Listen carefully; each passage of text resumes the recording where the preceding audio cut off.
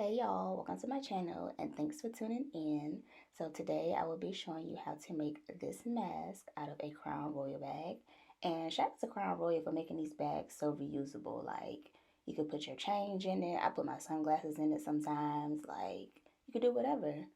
Please keep in mind this is not necessarily going to protect you from the corona, but you're going to look cute, so why not make one? Okay, so what you need is some pins, a pattern piece. You need two Crown Royal bags or whatever you want to use, some scissors, a lighter, and a ruler. So let's go ahead and get started. So make sure your bag is as flat as it possibly can get. I know it's going to be hard, but try your best. Put your pattern piece right on top and you're going to pin it down. If you want that little gold piece to go like down the middle, you might want to go ahead and put your curved piece on the other side of the gold piece. So yeah, just go ahead and pin that in and make sure you're getting both sides of the bag. It is going to be a little tougher because the paper is like regular paper and not pattern paper, but just try your best not to rip it if you can. And once you're done this, you're going to go ahead and do that to the other bag as well after you cut it out. And where you're cutting, please make sure that you stay as close to the pattern piece as you possibly can without cutting it. And again, once this is cut out, you can go ahead and do it on the opposite one. Every time you do it to one side, we're going to do it to the other side too.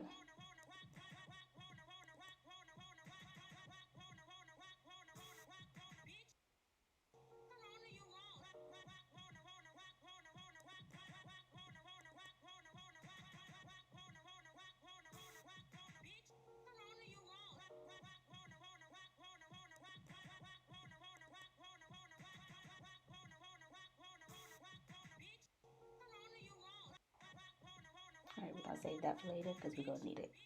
So boom. We are going to take our pieces and we're going to kiss them right sides together so everything should be facing outwards. And you're going to pin only around the curved edge.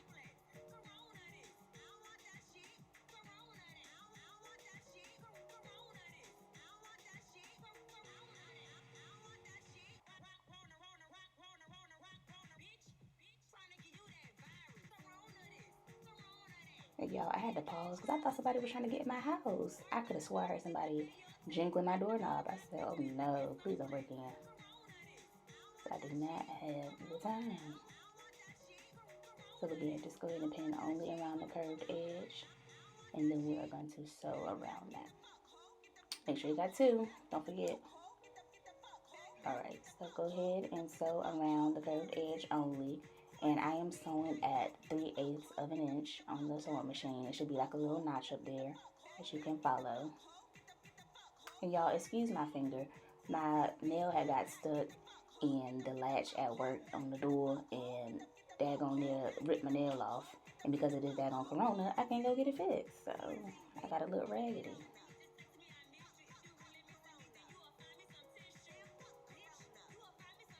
And then after you do this one, make sure you do the opposite one because we got to do both of them.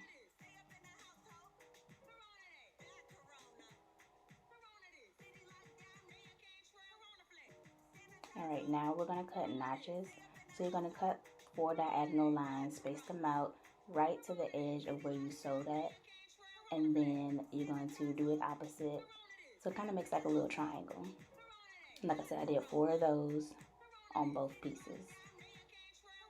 And this is just going to help it lay down in the front.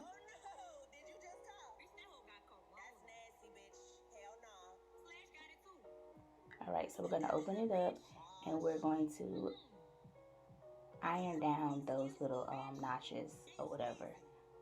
Please be careful if you're a child. Well, shoot, if you're a grown up, because I sure did almost burn myself. But it's kind of hard because the notches are so small. And, you know, the steam is coming out the iron and all that stuff. So please be careful, y'all, because you will burn yourself. Because I did, but that's neither here nor there. And especially if you got long nails and your finger broke like mine. So it might take a little while. I was struggling just a little bit, but, you know, we got through it.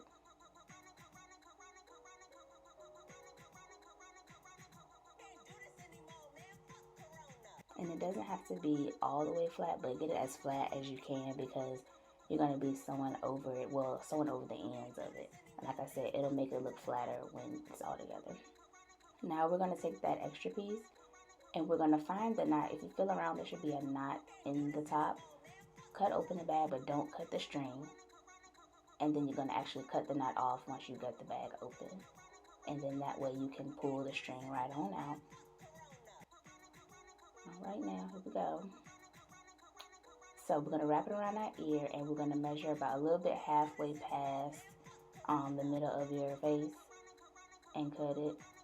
And then match it up with the other side of the string. And so that way you have two even pieces. And now we're going to burn those edges just so they don't unravel.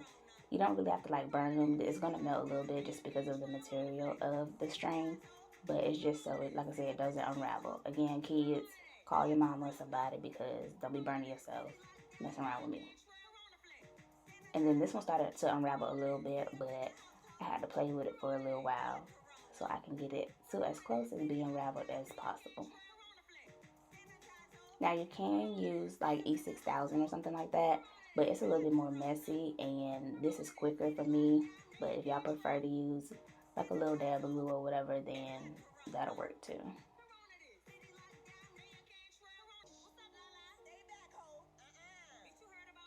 All right, now, so we're going to pin our strings the facing side, the ends of it facing out, excuse me, and make sure the loop is facing the inside. So the edge of it should be on the edge and then the loop should be facing the inside.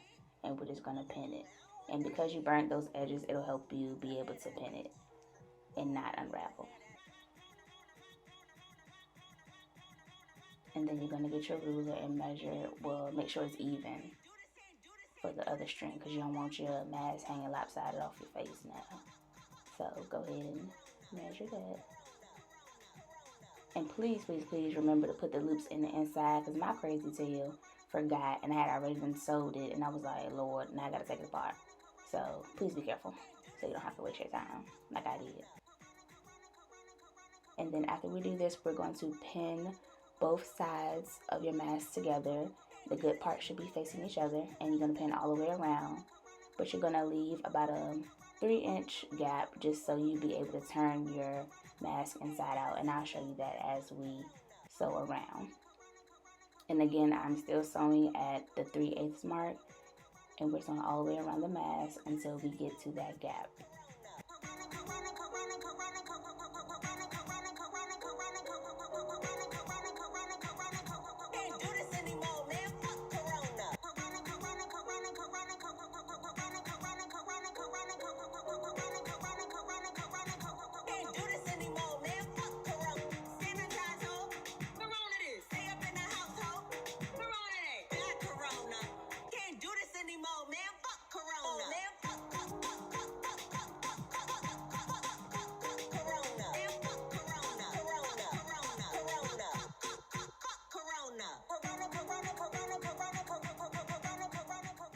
Okay, so this is that gap I was talking about. It's coming up. So you're going to lift your needle up out the fabric and your presser foot and just scoot it on over, leaving that gap. Don't sew over that and go back to your pins and keep on sewing around.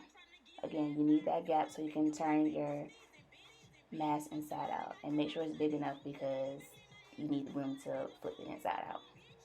And we're just going to keep sewing all the way around until we reach where we first started sewing at. All right, now we're going to go ahead and turn our mask inside out using that little gap that we had. And make sure you push all your edges out so that it gets as flat as possible.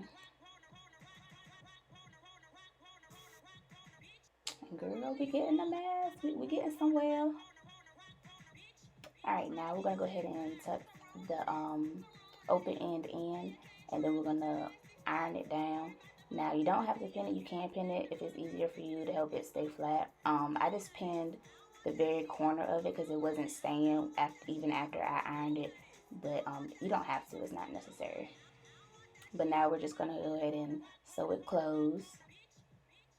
And you're gonna see me sew it all the way down, even on the side that's already closed, just so it's cohesive and flat on both sides, and it all looks the same.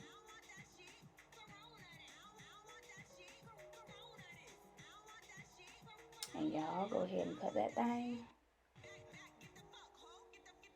You got a little mask or whatever, go ahead and cut your little extra strings off. And because of how we sewed it, you could wear this on either side. But girl, oh boy, we done did it. Now let's get into her.